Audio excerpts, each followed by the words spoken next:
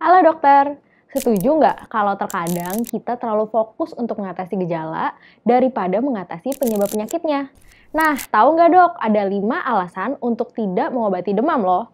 Apa aja ya alasannya? Yuk kita bahas.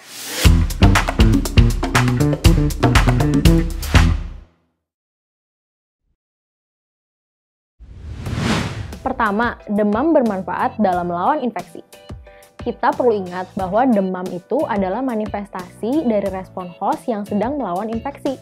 Jadi, kalau kita atasi demamnya, bisa aja kita malah menghentikan pertahanan imun terhadap patogen infeksi tersebut.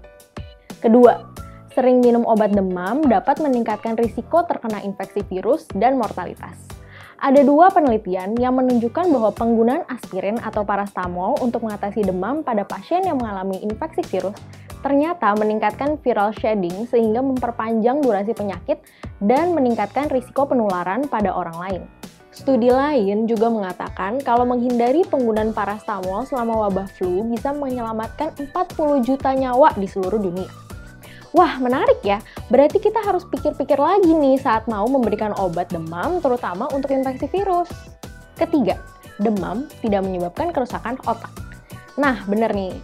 Demam merupakan respon fisiologis terhadap stimulus-stimulus seperti infeksi, imunisasi, atau proses inflamasi lainnya. Jadi, tidak merusak otak. Sebenarnya, mitos atau kebingungan tentang demam ada kaitannya dengan kerusakan otak yang datang dari heat stroke. Heat stroke adalah kondisi yang disebabkan oleh sumber panas eksternal. Apa tuh dok? Contohnya nih, seperti anak yang ditinggalkan di mobil seharian saat lagi panas-panasnya, atau orang yang lagi berlari maraton saat cuaca panas.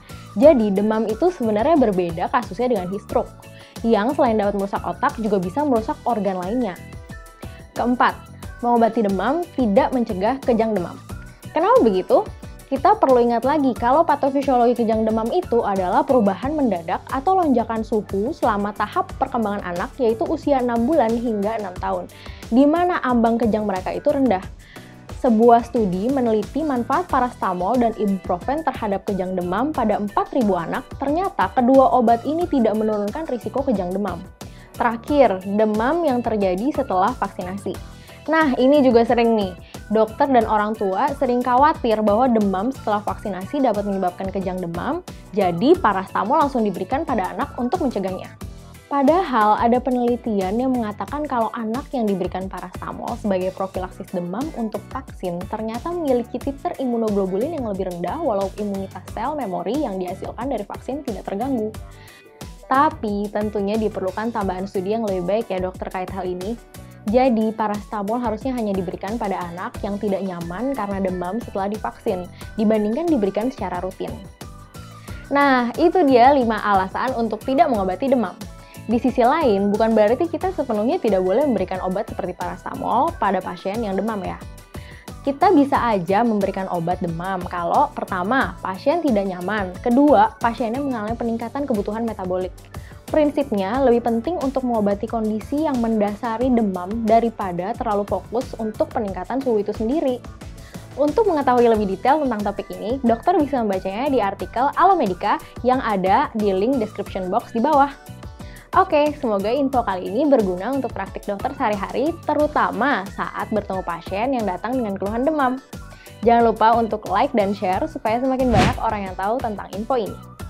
Subscribe Alomedica Channel dan nyalakan lonceng notifikasi agar selalu up to date dengan video selanjutnya. Dan penting banget nih, ikuti e-course Alomedica di website alomedica.com. E-course ini dibawakan langsung oleh ahlinya dan kerennya dokter bisa mengerjakan e-course di alomedica.com kapan saja dan di mana saja. Ayo segera update skill dan CV dokter dengan e-course Alomedica. Jadi dokter andal dalam genggaman. Salam Alomedica.